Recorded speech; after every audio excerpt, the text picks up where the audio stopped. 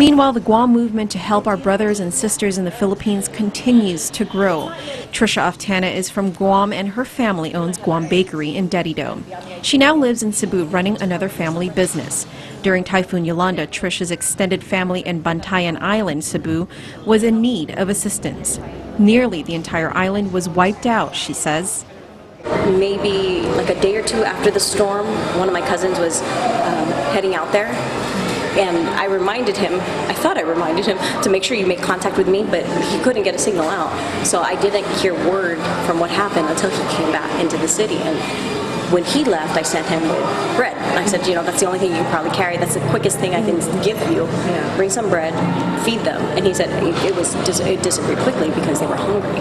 With no established nonprofit organization and only the earnest desire to help, Tricia starts her own grassroots relief efforts to help her family. She explains how this all began. Right after the storm passed, I remember posting on Facebook something like, guys, I'm going to tell you now that I love your prayers and your thoughts, but at some point I'm going to ask for monetary love.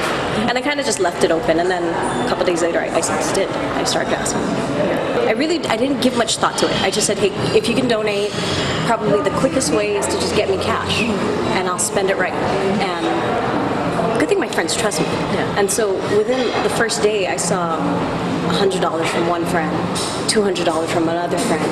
And I think within the first 24 hours, I definitely hit, $2 grand within the first 24 hours.